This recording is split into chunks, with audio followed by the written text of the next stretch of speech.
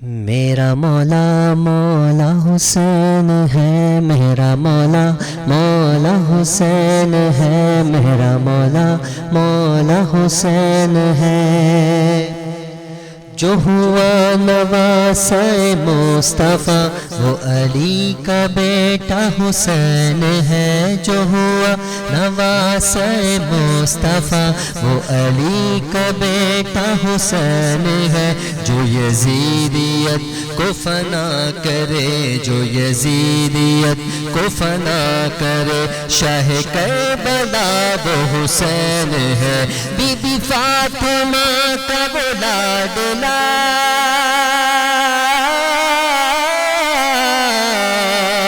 Be be Fatima کا وہ لاڈلا، be be Fatima کا وہ لاڈلا، میرا بادشاہ وہ حسین ہے، میرا مولا مولا حسین ہے، میرا مولا مولا حسین ہے۔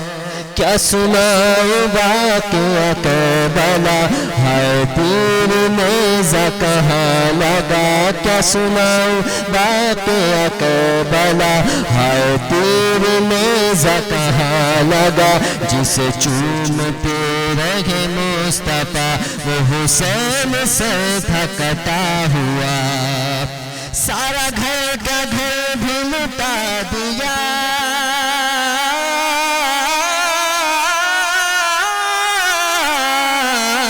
سارا گھر کا گھر بھی لٹا دیا وہ حسین، سارا گھر کا گھر بھی لٹا دیا، وہ جو کر گیا وہ حسین ہے، میرا مولا مولا حسین ہے، میرا مولا مولا حسین ہے۔ ہزاروں میں 72 تن تھے تسلیم رضا والے، حقیقت میں خدا ان کا تھا اور وہ تھے خدا والے۔ حسین حسین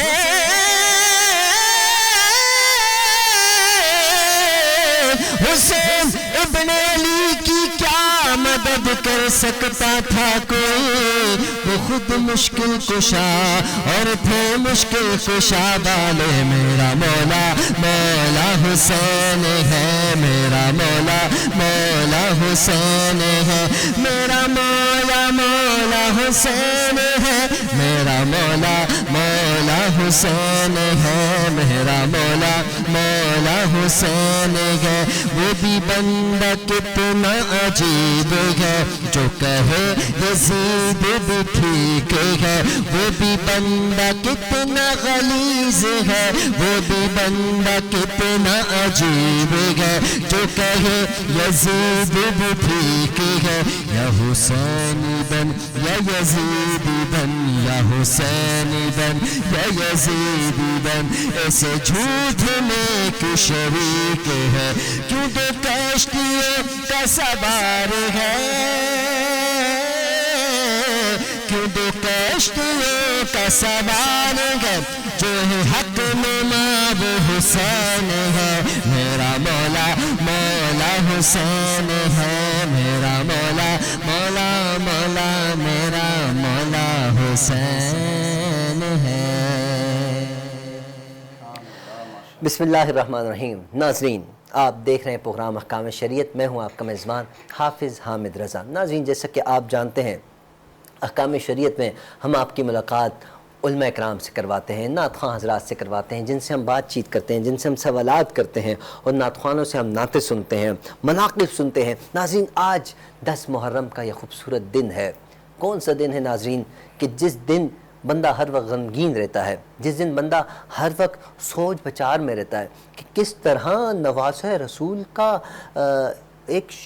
کس طرح نواسہ رسول کا سامنا کیا ہوگا ناظرین، کس طرح نواسہ رسول کو شہید کیا ہوگا ناظرین۔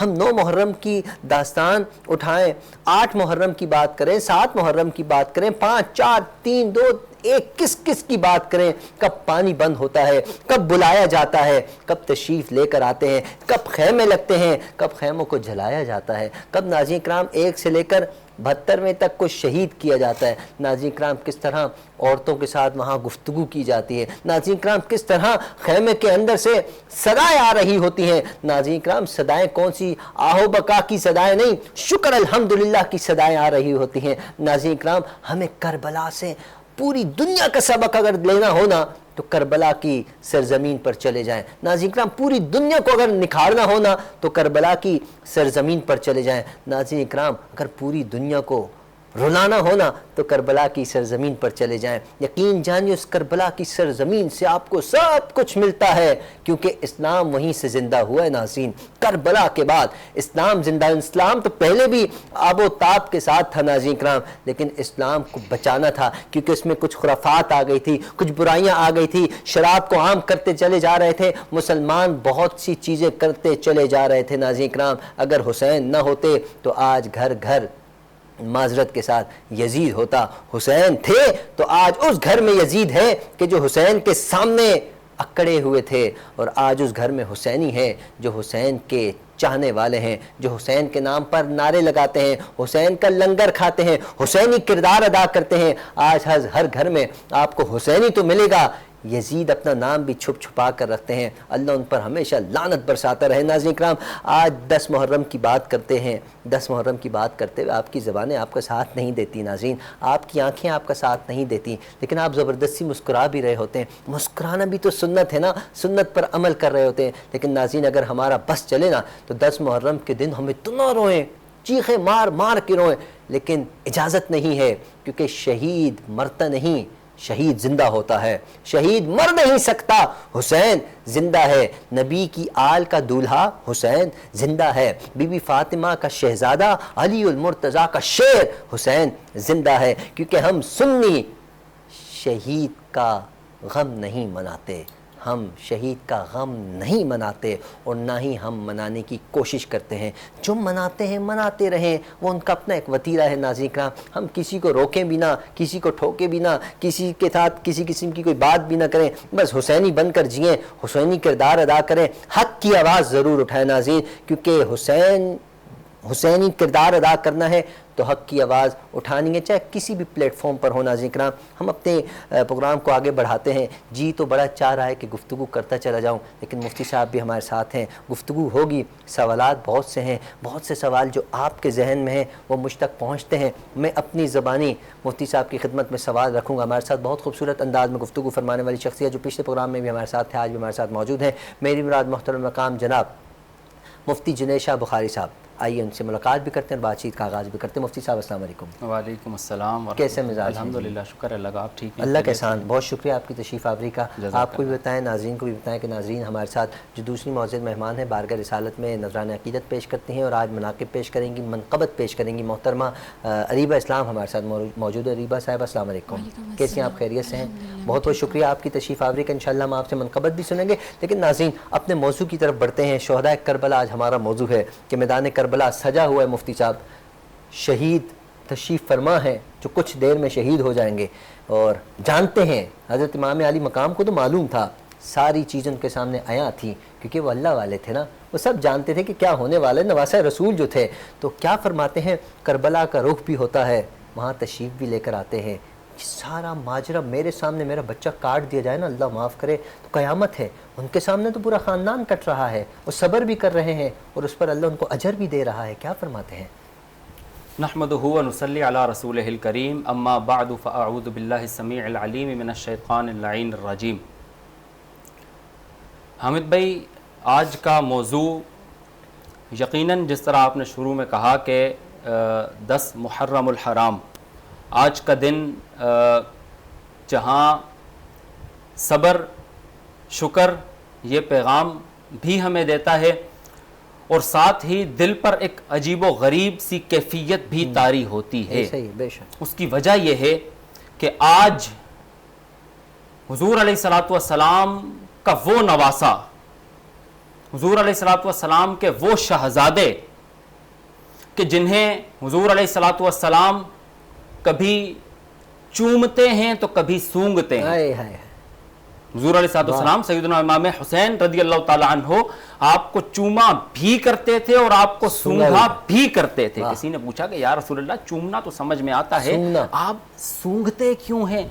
تو میرے مصطفیٰ کریم علیہ السلام نے ارشاد فرمایا کہ یہ دونوں یعنی سیدنا امام حسن بڑے شہزادے اور سیدنا امام حسین رضی اللہ تعالی عنہ چھوٹے شہزادے, فرمایا یہ دونوں میرے پھول ہیں, یہ دونوں میرے پھول ہیں, انہیں میں سونگتا اس لیے ہوں, ان سے جنت کی خوشبو آتی ہے, اس لیے میں انہیں سونگتا ہوں. اور حضور جان عالم صلی اللہ تعالی علیہ وآلہ وسلم اکثر امام علی مقام امام حسین رضی اللہ تعالی عنہ کی گردن مبارکہ پر چوما کرتے تھے.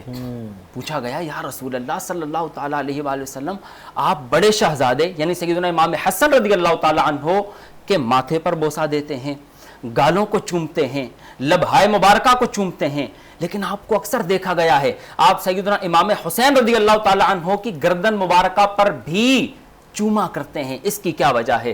تو میرے مصطفیٰ کریم علیہ السلام نے کیا خوبصورت جملہ ارشاد فرمایا. آپ فرماتے ہیں کہ میں حسین کی اس گردن کو کیوں نہ چوموں کہ جسے 10 محرم الحرام کربلا کے میدان میں کاٹ دیا جائے گا. یہ وہ گردن ہے امام علی مقام امام حسین رضی اللہ تعالی عنہ. 10 محرم الحرام یقیناً آج کا دن اسلام میں بہت اہمیت کا حامل ہے. اس کی وجہ جمعے کا دن بھی ہے. اس کی وجہ یہ ہے کہ حضور جان عالم صلی اللہ تعالی علیہ وآلہ وسلم کی وہ پیاری پیاری آل, وہ حضور کا پیارا پیارا خاندان کہ جن کی محبت اللہ رب العزت نے تمام مسلمانوں پر فرض کر دی ہے, انہیں آج 10 محرم الحرام بروز جمعۃ المبارکہ یہ کربلا میں پہلے فرض تھی, کربلا کے بعد نہیں ہوئی. بالکل یہ کربلا سے پہلے مسلمانوں پر فرض تھی. اس کی فرضیت کی انشاءاللہ آگے چل کر ہم بات کرتے ہیں کہ یہ کس لیول کا فرض تھا.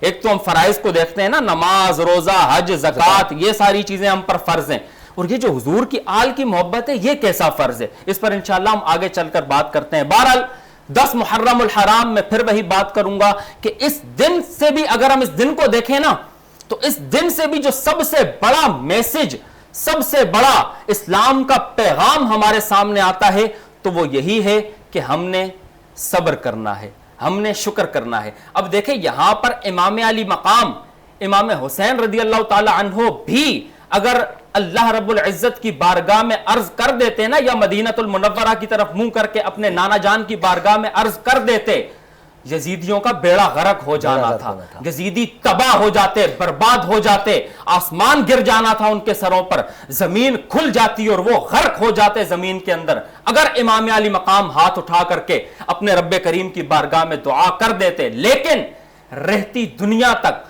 قیامت تک کے مسلمانوں کے لیے یہ میسج چھوڑنا تھا, یہ پیغام چھوڑنا تھا کہ بھائی ہر حال میں تم نے صبر کرنا ہے, پلس اللہ کا شکر ادا کرنا ہے. یہی تمام انبیاء کرام علیہ السلام کا بھی میسج, اور اسپیشلی حضور جان عالم صلی اللہ تعالی علیہ وآلہ وسلم اور آپ کی آل کا بھی یہی میسج کہ ہر تکلیف, ہر آزمائش, ہر پریشانی, ہر دکھ, ہر مصیبت پر تم نے اللہ کا شکر ادا کرنا ہے اور صبر کرنا ہے. مفتی صاحب آپ کی گفتگو کے دوران بار بار نا میرے ذہن میں اتفاقاً یہ بات ہے, حالانکہ سوال یہ میرا نہیں تھا لیکن لوگوں کا سوال یہ ضرور ہوتا ہے. میں چاہوں گا کیونکہ جس پلیٹ فارم پر ہم موجود ہیں بہت سے لوگ ہمیں دیکھتے ہیں, ابھی نہیں لائیو کوئی نہیں دیکھ رہا, اگر کل دیکھیں گے, پرسوں دیکھیں گے, سال بعد دیکھیں گے, سوشل میڈیا کا بھی دور ہے نا, آپ بھی شیئر کریں گے, میں بھی شیئر کروں گا, تو میں چاہتا ہوں سب تک ہمارا پیغام بھی پہنچ جائے.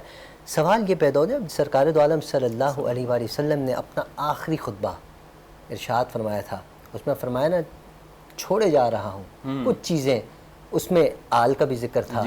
میری آل, ظاہر سی بات ہے اپنے خاندان کا ذکر تو کر دو, اور خاندان بھی کون سا جس میں امام علی مقام ہو, جس میں حسین ہو, حسن ہو, بی بی فاطمہ الزہرا سلام اللہ علیہا ہو. ارے اس خاندان, ناظرین بندے کی کپ کپاہٹ تاج میں یار سوچتا ہوں کہ میں کپ کپا جاتا ہوں, گناہگار, گندہ ترین غلیظ انسان. وہ تو نمازی تھے, روزے دار بھی تھے, اصحاب بھی تھے, اور بڑے معاملات تھے. سوال یہ پیدا ہوتا ہے کہ ہو سکتا ہے میرا سوال برا ہو, لیکن میں سب کی ترجمانی کر رہا ہوں اس پلیٹ فارم پہ. اصحاب بھی تو تھے وہاں پر, نہیں جانتے تھے کہ سرکار کا خطبہ ہے.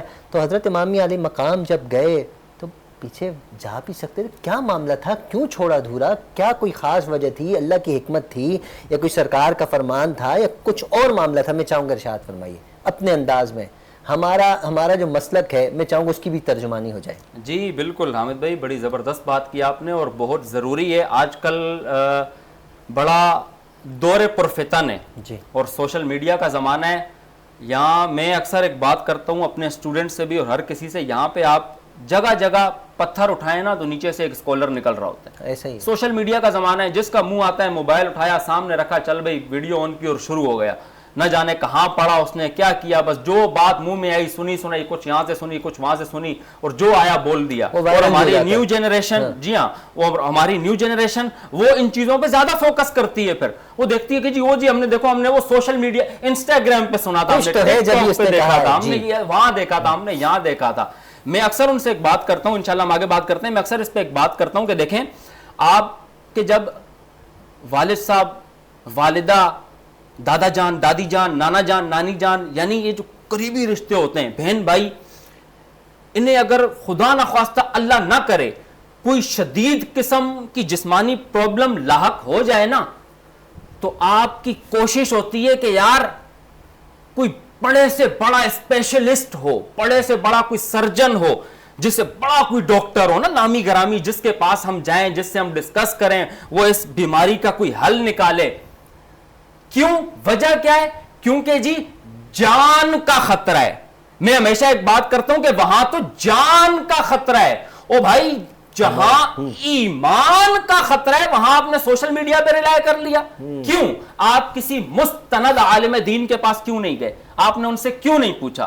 جس طرح آپ نے بات کی امام علی مقام, تو دیکھیں آپ وہاں پر, جس طرح آپ نے کہا کہ آپ وہاں پر تشریف لے کر گئے, صحابہ کرام علیہم الرضوان آپ موجود تھے, آپ پیچھے آ سکتے تھے, جا سکتے تھے, تو ایسا کیوں نہیں ہوا؟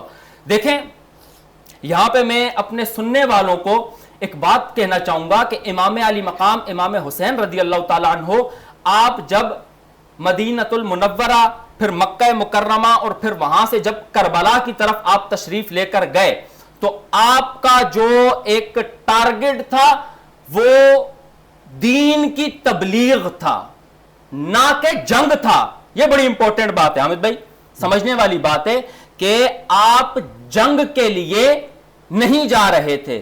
ریزن, کوئی دلیل؟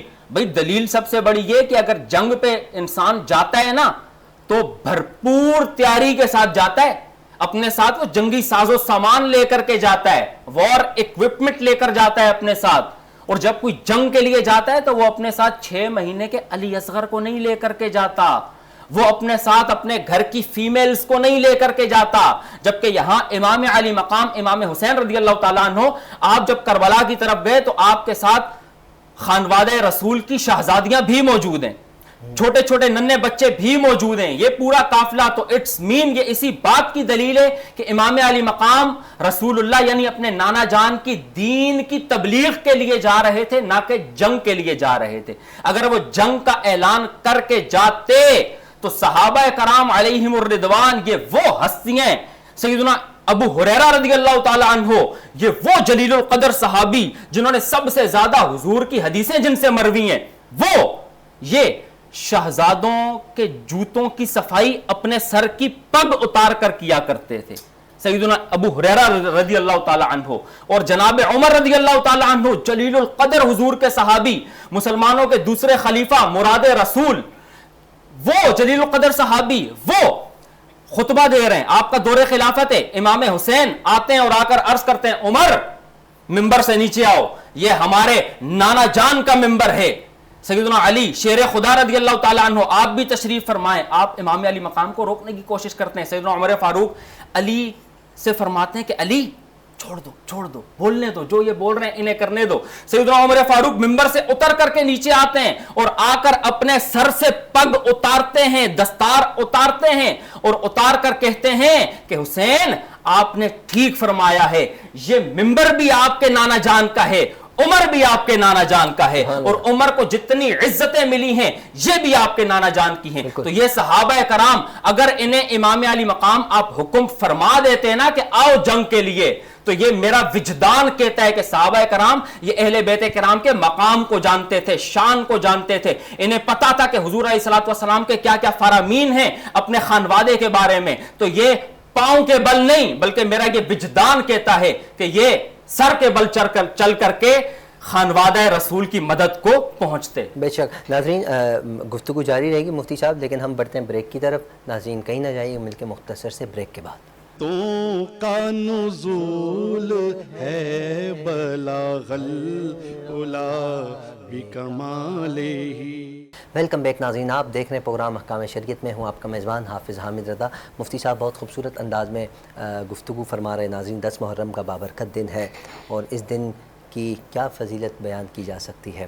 یہی فضیلت ہے کہ اسلام اگر میرے اور آپ کے درمیان اس وقت موجود ہے, ہم اسلام کے درمیان موجود ہیں. اسلام اگر ہمیں آج پلیٹ میں رکھ کے مل گیا نا, جو ایک سجا دھجا پھولوں والی پلیٹ, تو اس کے پیچھے قربانی ہے. ناظرین جب بھی اس پلیٹ کو اٹھائیں نا تو دیکھ لیا کریں کہ اس کے اندر خون امام علی مقام موجود ہے, اور وہ خون ایسا خون نہیں ہے. ناظرین آج بھی کربلا کی زمین پہ چلے جائیں, لوگ کہتے ہیں جو مشاہدہ کر کے آتے ہیں کہ آج بھی اس زمین سے تر و تازہ خون نکل رہا ہوتا ہے. آپ ہر سال ہر دوسرے تیسرے مہینے کوئی نہ کوئی ویڈیو دیکھ رہے ہیں. آج کل تو سوشل میڈیا کا دور ہے نا, تو ناظرین اے آئی تو ابھی جنریٹ ہوا, ابھی آیا ہے نا. پہلے اے آئی نہیں تھا, آج سے 15-20 سال پہلے تو بالکل بھی نہیں تھا.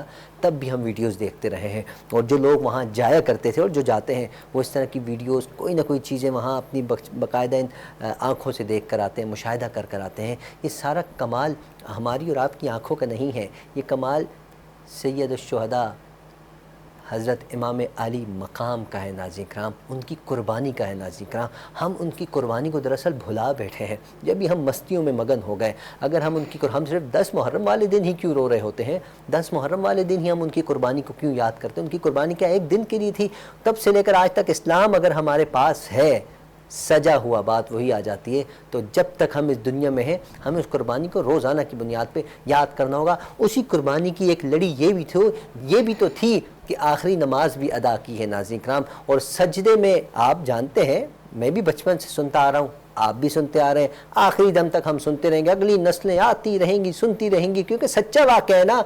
گردن کہاں کٹی, سوال یہ پیدا ہوتا ہے, تو جواب دیا جاتا ہے صاحب سجدے میں.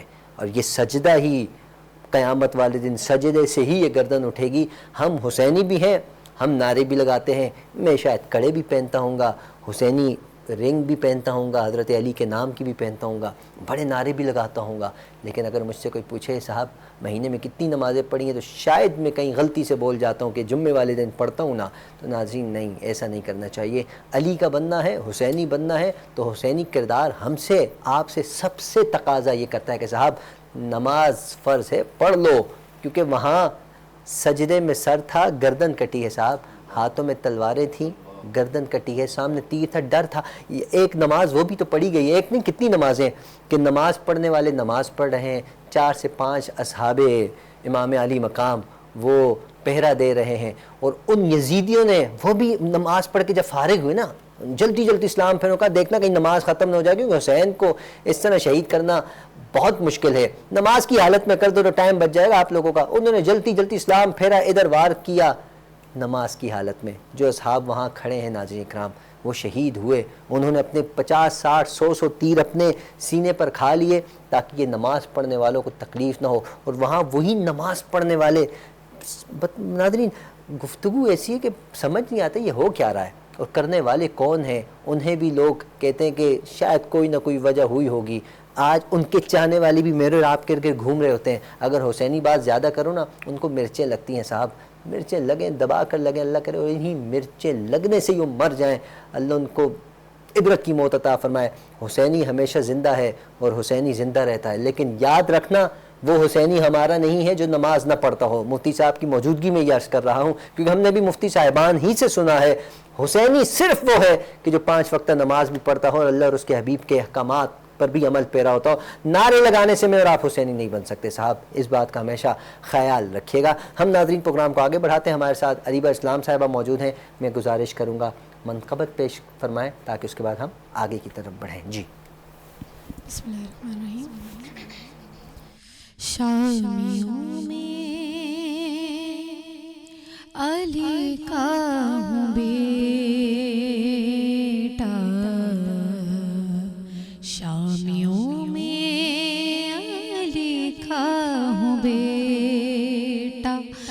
مجھ سے لڑنا تمہاری خطا ہے، میں ہی بنتے نبی کی دعا ہوں، شامیوں میں علی کا ہوں بیٹا، لکھ دوں دریا پہ اپنی کہانی، کر دوں پانی کو بھی پانی پانی، میرے بچپن کو کہتے ہیں اصغر، اور مہدی ہے میری جوانی، 12ویں کے حسین روپ میں ہی میں ہی دنیا میں پھیرا رہا ہوں، میں ہی بنتے نبی کی دعا ہوں، شامیوں میں علی کا ہوں بیٹا، اور تربیت میری غیدر نے کی ہے، اور شجاعت یہ حمزہ سے لی ہے، سارا دریا ہی لے جاؤں گا میں، مشق مجھ کو معصومان دی ہے، چھوتا ہوں پاؤں شبیر کے میں، اس لیے ہی تو رب وفا ہوں، میں ہی بنتے نبی کی دعا ہوں، شامیوں میں علی کا ہوں بیٹا، شامیوں میں علی کا ہوں بیٹا، مجھ سے لڑنا تمہاری خطا ہے، میں ہی بنتے نبی کی دعا ہوں، شامیوں میں علی کا ہوں بیٹا۔ بے شک شامیوں میں علی کا ہوں بیٹا، یہ کربلا کی سرزمین پر امام علی مقام یزیدیوں سے یہ کہہ رہے ہیں کہ مجھے پہچانو۔ مفتی صاحب میں چاہوں گا اس بات کو آپ بیان فرمائیں، اپنے انداز میں بیان فرمائیں کہ یزیدیوں سے بھی تو خطبہ ارشاد، وہاں ایک خطبہ وہاں ہوا تھا حجۃ الوداع کے موقع پر، حجۃ الوداع کے موقع پر آخری خطبہ، اور ایک خطبہ یہاں ہو رہا ہے کربلا کی سرزمین پر، انداز وہی ہے، الفاظ بھی وہی ہیں، کیونکہ نواسے ہیں نا، سرکار ہی کا لعاب مبارک ان کے منہ میں ہے، اور کیا بات ہے۔ جی ارشاد فرمائے گا مفتی صاحب۔ جی بالکل حامد بھائی، خطبہ حجۃ الوداع کے موقع پر جس طرح پیارے آقا علیہ الصلوۃ والسلام نے ارشاد فرمایا تھا نا کہ میں تم میں 2 بڑی بھاری چیزیں چھوڑ کر جا رہا ہوں، یا رسول اللہ وہ کون سی چیزیں؟ تو حضور نے ارشاد فرمایا کہ اے میرے صحابہ، ایک ہے کتاب اللہ یعنی قرآن مجید، اور دوسری ہے میری اہل بیت، ان دونوں کا دامن تم نے تھام کر کے رکھنا ہے، دونوں کو تم نے چھوڑنا نہیں ہے، چھوڑا تباہ ہو جاؤ گے، برباد ہو جاؤ گے۔ یہی تو ہوا نا، اب آپ کربلا پہ آ جائیے، وہاں یہی تو تھا۔ یہاں حضور نے کیا ارشاد فرمایا خطبہ حجۃ الوداع میں کہ دونوں کا دامن تم نے، دونوں کی رسی مضبوطی سے تھام کر کے رکھنی ہے، کتاب اللہ کو بھی تھام کر کے رکھنا ہے، یعنی نماز، روزہ، حج، زکوٰۃ، توحید، یہ ساری چیزیں بھی تم نے تھام کر کے رکھنی ہیں، ان کا بھی تم نے زبان سے بھی اقرار کرنا ہے، دل سے بھی تم نے تصدیق کرنی ہے، لیکن اس کے ساتھ ساتھ میری اہل بیت سے بھی محبت کرنی ہے، مودت کرنی ہے، تو تمہاری یہ چیزیں قابل قبول ہوں گی، وگرنہ تمہاری ساری نمازیں، سارے روزے تمہارے منہ پر مار دیے جائیں گے۔ اور دوسری جانب یہ بھی ارشاد فرمایا، جیسا کہ آپ نے بھی ارشاد فرمایا ابھی، کہ نماز، روزہ، حج، زکوٰۃ یہ سب ہم نے کرنا ہے، اہل بیت کی محبت کو اپنے دل میں رکھتے ہوئے، تب یہ چیزیں قبول ہوں گی۔ اور ایسا بھی نہیں ہے جیسا کہ آج کل ہماری سوسائٹی میں ہو رہا ہے، وہ کیا کہ اہل بیت کے نعرے تو لگائے جاتے ہیں، آپ نے جس طرح ارشاد فرمایا کڑے تو پہنے جاتے ہیں، علی علی کی صدائیں تو بڑی بلند ہوتی ہیں، لیکن جہاں نماز کی بات آتی ہے وہاں غائب ہو جاتے ہیں، وہاں نظر بھی نہیں آتے، جہاں روزے کی بات آتی ہے وہاں کہتے ہیں جی دھوپ بہت زیادہ ہے، گرمی بہت زیادہ ہے، ہم سے نہیں رکھے جاتے. حج فرض ہو چکا ہوا ہوتا ہے، مالدار لوگ ہوتے ہیں، لیکن کہتے کیا ہے، اسٹیٹمنٹ کیا ہوتی ہے، وہ جی گرمی بہت ہے، ہم برداشت نہیں کر، ہم خود کو اس کیپیبل نہیں سمجھتے. میں کہتا ہوں تم کیا کیپیبل نہیں سمجھتے، اللہ تمہیں اس قابل نہیں سمجھتا کہ تم حضور کی بارگاہ میں حاضری دے سکو. تو ہم نے دونوں چیزوں کو ایک ساتھ لے کر کے چلنا ہے. اب کربلا میں کیا ہوا، اسی کی جھلک ہمیں نظر آتی ہے. کربلا کے میدان میں یزیدی وہاں بڑے بڑے حافظ تھے، بڑے آذانیں ہوتی تھی باقاعدہ. یعنی آپ امیجن کریں کہ ایک طرف خاندان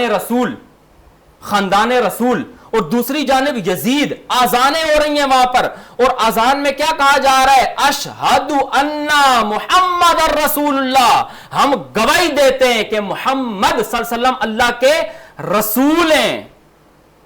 خانوادہ رسول کے کلیجوں پر اس وقت کیا گزرتی ہوگی کہ یہ کس قدر بدبخت اور لعنتی لوگ ہیں کہ ایک جانب تو گواہی دے رہے ہیں کہ جی ہم رسول اللہ صلی اللہ علیہ وسلم کو اللہ کا رسول مانتے ہیں، ہم گواہی دیتے ہیں کہ وہ اللہ کے رسول ہیں، اور دوسری جانب انہی کے نواسوں کے ساتھ یہ کیا کر رہے ہیں، ان کے خانوادے کے ساتھ، ان کی آل بیت کے ساتھ، ان کی آل کے ساتھ یہ کیا کر رہے ہیں. تو یہاں سے ہمیں پتہ یہ چلا، اگر مائنر سا بھی کسی کے دل کے اندر خدا نہ خواستہ بغض اہل بیت ہوا تو اس کی تمام تر نمازیں، تمام تر روزے، حج، زکوٰۃ، اس کے تمام تر نیک اعمال جتنے بھی ہیں یہ سب ان کے منہ پر مار دیے جائیں گے، جیسا کہ یزید اور اس کی پوری فوج کے منہ پر مارے گئے. اس وقت اب بھی اور قیامت تک، بلکہ قیامت میں بھی اللہ اور تمام مؤمنین کی ان پر لعنت برس رہی ہے اور برستی رہے گی. بالکل. اچھا مفتی صاحب، یہ لعنت تو برستی ہے، برستی رہے گی، یہ تو آپ بھی کہتے ہیں، سب کہتے ہیں، اور برس بھی رہی ہے. سوال ایک ایسا ہو سکتا ہے، آپ نے کیا سوال کر دیا، لیکن میں معاشرے کی ترجمانی کر رہا ہوں، یہاں سوال پایا جاتا ہے. کچھ لوگ آپ کے معاشرے میں جیتے ہیں، ان کے ذہن میں ہوتا ہے کہ شاید کیونکہ وہ جو تھا نا وہ سامنے یزید، کلمہ تو وہ بھی پڑھتا تھا اور یقیناً نمازیں بھی پڑھتا تھا، ظاہر ہے اسی کی امامت میں سب نمازیں پڑھتے تھے، اذانیں بھی وہی دلاتا تھا، تھوڑا اونچی آواز سے اذان دو، خیمے تک بھی آواز جانی چاہیے. تو وہ نمازی بھی تھا، حج بھی کیا ہوا تھا اس نے، تو نماز کا نشان بھی کہتے ہیں اس کے ماتھے پر تھا. تو کیا اللہ معاف کرے میرے منہ میں خاک، لیکن یہ ترجمانی لوگوں کی کر رہا ہوں کہ اس کی مغفرت کے حوالے سے بہت سے لوگ کہتے ہیں یہ اللہ کا معاملہ اور اللہ جانے اور یزید جانے، اس کی مغفرت بھی ہو سکتی ہے، ممکن ہے. کیا کہتے ہیں آپ اس پر؟ استغفر اللہ العیاذ باللہ. حامد بھائی، اس پر میں چند احادیث مبارکہ آپ کے سامنے رکھتا ہوں اور آپ کو سمجھانے کی، بلکہ آپ تو ماشاءاللہ سمجھدار ہیں، اپنے سامعین کو میں سمجھانے کی کوشش کرتا ہوں. وہی جس طرح بات سٹارٹ میں وہیں سے لوں گا، سوشل میڈیا کا زمانہ ہے، ہر الٹی سیدھی چیز جو ہے وہ آ جاتی ہے سامنے اور وہ دیکھتے ہیں، کہتے ہیں ہاں جی ٹھیک ہے ایسا ہے تو ایسا ہے. اب یزید بہت بڑا لعنتی انسان، بدبخت انسان، پلیت انسان، ایک چیز اور ایڈ کریں، غلیظ انسان، اس کی نسل غلیظ ہے، اور اس قدر غلاظت سے بھرا ہوا انسان تھا یہ کہ آج لوگ اپنے بچوں کا نام یزید نہیں رکھتے، جبکہ ایک گلی میں 20 بچے آپ کو حسین نام کے نظر آ جائیں گے. بعض لوگ کہتے ہیں جی اللہ بڑا بادشاہ ہے، ہو سکتا ہے کہ اللہ تعالیٰ یزید کو بھی بخش دے. میں کہتا ہوں یزید پر بھی لعنت اور ایسی بات کہنے والوں پر بھی لعنت. احادیث مبارکہ کے اندر، یعنی میں مفہوماً آپ کے سامنے عرض کر رہا ہوں کہ ایک شخص اگر وہ خانہ کعبہ شریف کے وسط میں، درمیان میں، دنیا کی افضل ترین جگہ خانہ کعبہ شریف کا وسط درمیان، کوئی اگر وہاں پر کھڑا ہوا ہو نا، پلس صرف کھڑا ہی نہ ہو، نماز پڑھ رہا ہو، اور نماز بھی عصر کی ہو، ٹاپ کلاس کی نماز، پلس روزے میں بھی ہو، یعنی خانہ کعبہ شریف پھر اس کا درمیانی حصہ وہاں پر کھڑا ہوا ہے، نماز کی حالت میں ہے، روزہ بھی رکھا ہوا ہے، اور نماز کا بھی جو سب سے ایک اہم رکن ہے کیا، سجدے کی حالت میں ہو. یہاں پر اگر کسی شخص کو موت آ جائے تو غالب گمان کیا ہے، یقیناً جنتی ہوگا. لیکن فرمایا اگر ایسا شخص کہ جو کعبہ شریف کے وسط میں ہو، نماز پڑھ رہا ہو، روزے کی حالت میں ہو، سجدے کی حالت میں ہو، یہاں پر وہ مر جائے، اگر اس کے دل میں ذرہ برابر بھی حضور کی آل کا بغض ہوگا تو ایسا شخص بھی جہنم میں جائے گا. تو جو ایسا شخص بھی جہنم میں جا رہا ہے تو جو حضور کے پورے خاندان کو کربلا میں کٹوا دے, معاذ اللہ شہید کروا دے, تو آپ اس کے بارے میں کہتے ہیں کہ وہ جنت میں جائے. ہو سکتا ہے اللہ اسے بخش دے, شرم نہیں آتی آپ کو شرم آنی چاہیے. فرمایا کوئی شخص مقام ابراہیم اور حجر اسود کے درمیان ایک ٹانگ پر کھڑا ہو کر عبادت کرتا رہے ساری زندگی, لیکن اس کے دل میں ہو بغض اہل بیت, تو یہ ساری زندگی کی عبادات کو اس کے منہ پر مار دیا جائے گا اور ہمیشہ کے لیے لعنت برسائی جائے گی اس کے اوپر. یہ احادیث مبارکہ ہمارے سامنے ہیں. یہ کیا, یہاں سے میسج کیا نکلتا ہے؟ یعنی جس کے دل میں مائنر سا بالکل ذرہ برابر بغض ہو حضور کی آل کا, ان کے بارے میں یہ ارشادات موجود ہیں کہ وہ جہنم میں داخل کیے جائیں گے. اور جو یزید, پلید, غلیظ, ناپاک انسان, جو بدبخت انسان, جو لعنتی انسان حضور کی اولاد کو, نواسہ رسول کو, جسے حضور چومتے بھی ہیں, جنہیں حضور سونگتے بھی ہیں, جو حضور کے کندھوں کی سواری بھی کرتے ہیں, جو حضور سجدے میں ہوں تو نماز کی حالت میں آ کر حضور کی کمر مبارکہ پر سوار ہو جاتے ہیں, انہیں شہید کروائے, ان کا گلا کٹوائے, اس کے بارے میں آپ یہ بات کہتے ہیں, شرم آنی چاہیے آپ کو. ہم یہ کہتے ہیں, ہمارا پوائنٹ آف ویو یہ ہے کہ یزید بھی جہنم میں جائے گا, اور جو یزید کے بارے میں اس قدر ہلکی سوچ رکھتا ہوگا وہ بھی انشاءاللہ جہنم ہی میں جائے گا. اچھا مفتی صاحب, آپ کی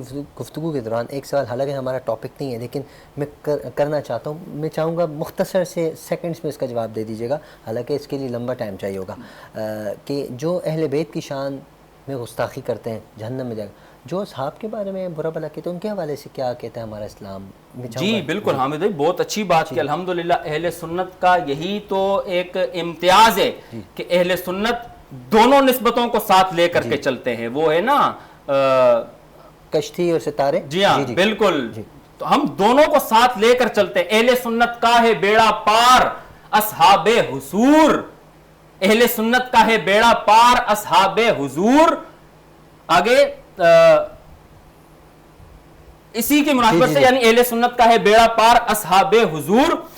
حضور کی صحابہ کرام کا دامن ہمارے ہاتھوں میں ہوگا, پلس اہل بیت کا دامن ہمارے ہاتھ میں ہوگا, تو ہمیں یعنی یہ کشتی اور ستاروں کی مانند ہیں. ستارے کیا کرتے تھے پہلے زمانے میں؟ راستہ دکھاتے تھے. کشتی کیا کرتی ہے؟ دریا سے ڈوبنے سے بچاتی ہے. تو یہ دونوں ستارے اور کشتی کی مانند ہیں. جب ان دونوں کا دامن ہمارے ہاتھ میں ہوگا تو ہی ہماری بخشش ہوگی. سیدنا عثمان غنی رضی اللہ تعالیٰ عنہ, میں بس سیکنڈوں میں اپنی بات کو ختم کر رہا ہوں. ایک مرتبہ حضور جان عالم صلی اللہ علیہ وسلم کی بارگاہ کے سامنے سے ایک میت جا رہا تھا, جنازہ جا رہا تھا. صحابہ نے عرض کی, یا رسول اللہ آئے نا جنازہ پڑھتے ہیں. حضور نے منع فرما دیا. حضور نے کہا میں جنازہ نہیں پڑھوں گا. یا رسول اللہ کیوں نہیں پڑھیں گے؟ فرمایا اس بدبخت کے دل میں میرے عثمان کا بغض تھا.